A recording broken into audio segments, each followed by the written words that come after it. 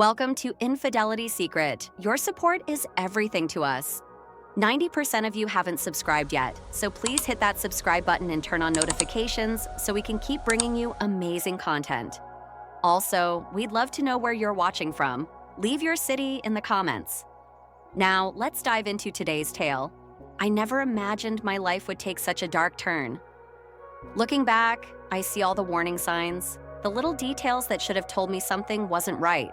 But when you're living it, when you're trapped inside the moment, you don't see the monster until it's too late. My name is Olivia Carter. I was 26, newly married to the love of my life, Daniel Carter. We had been together since college, our love story straight out of a romance novel. He was my best friend, my protector, my everything. We had just moved into our first home, a charming little house on a quiet street, the kind of place where people waved at each other and smiled as they walked their dogs. It was supposed to be the beginning of our happily ever after. But that house held secrets I was not prepared for. Our landlord, Mr. Whitmore, was an older gentleman in his early 60s. He had this air of politeness, the kind that made you feel at ease, like he had seen it all and had nothing but kindness left to offer. At first, I thought he was harmless, just a lonely man who enjoyed small talk. I was wrong. It started with casual visits. He would drop by unannounced, checking on the house, asking if everything was okay. Daniel worked long hours, often traveling for work, leaving me alone in the house for days at a time. And Mr. Whitmore, he knew that. I remember the first time I felt uneasy around him.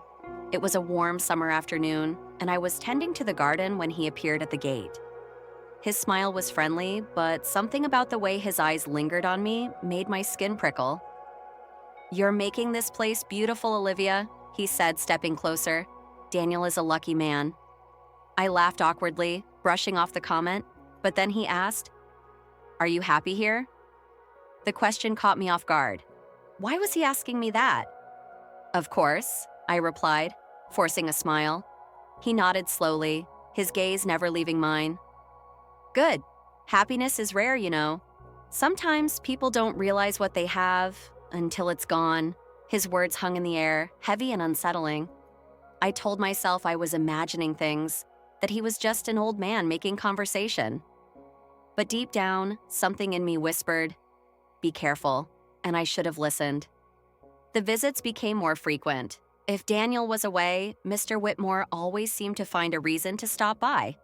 A leaky faucet, a routine inspection, a neighbor mentioning something suspicious, excuses, lies. One evening, as I sat alone reading in the living room, the doorbell rang. My stomach clenched. I already knew who it was. I hesitated before opening the door, and there he stood, Mr. Whitmore holding a bottle of wine.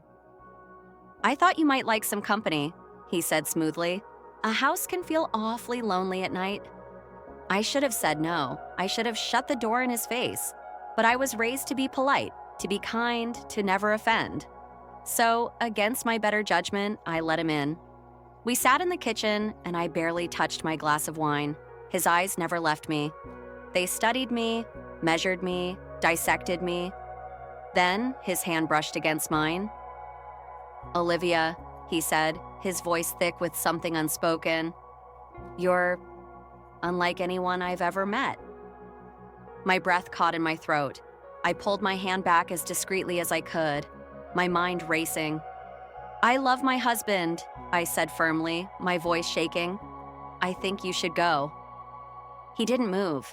Instead, he let out a small chuckle, as if I had just told him something amusing. Then he leaned in ever so slightly, lowering his voice. "You don't have to pretend," he murmured. "I see the loneliness in your eyes. You deserve more than a husband who leaves you alone." My blood ran cold. I stood up so fast my chair scraped against the floor. "Get out," I said, louder this time. "Now." For a moment, he just stared at me. Then, with an eerie calmness, he smiled. "As you wish," he said, standing up and adjusting his jacket. "But you'll think about this, Olivia, and when you do, you'll realize I'm right." I locked the door the second he stepped outside, my hands trembling. That night, I told Daniel everything. He was furious, wanted to confront Mr. Whitmore, but I begged him not to. We needed to move out. That was the only solution. The next morning, I woke up to a note slipped under our door. "You'll regret this." I felt a chill crawl up my spine. That same day, I noticed something strange. My phone, which I always left on the nightstand, was missing. I searched the entire house, but it was nowhere to be found. Hours later, it mysteriously reappeared in the kitchen drawer. At night, I started hearing noises, soft, almost imperceptible, but they were there. Footsteps outside the bedroom window, the sound of someone breathing too close to the door. One night, while Daniel was away, I woke up to the distinct feeling of being watched. The hairs on my neck stood up. My heart pounded as I turned toward the window, and there, through the sheer curtains, I saw the silhouette of a man.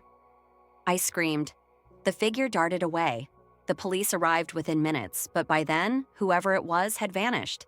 There were no signs of forced entry, no footprints, nothing. They told me it was probably just a prowler, that I should keep my doors locked. But I knew it was him. The final straw came 2 nights later. Daniel was still away for work, and I had barely slept since the incident at the window. That night, I double-checked every lock, made sure all the windows were shut tight, and went to bed with a kitchen knife under my pillow. At 3:07 a.m., I woke up to the sound of my bedroom door creaking open. My breath caught in my throat. I reached for my phone, but before I could grab it, a voice whispered in the darkness. "You should have let me in!" I screamed and flicked on the bedside lamp, my heart nearly exploding from terror. The door slammed shut as heavy footsteps ran down the hallway. I called the police, shaking uncontrollably. When they arrived, they found the back door unlocked. But nothing was stolen. Nothing except my peace of mind. We moved out the next day. Weeks later, I heard through a neighbor that Mr. Whitmore had been arrested. Not for what he did to me, but for something far worse. A young woman who had rented a place from him a few years before had vanished without a trace. Her body was never found. But inside Mr. Whitmore's basement, police had discovered disturbing evidence. Photographs, locks of hair, even items of clothing. I still wonder what would have happened if I had ignored my instincts, if I had stayed. But one thing I know for sure, evil doesn't always come in the form of shadows and monsters. Sometimes it hides behind polite smiles and friendly gestures. And sometimes it's standing right at your doorstep.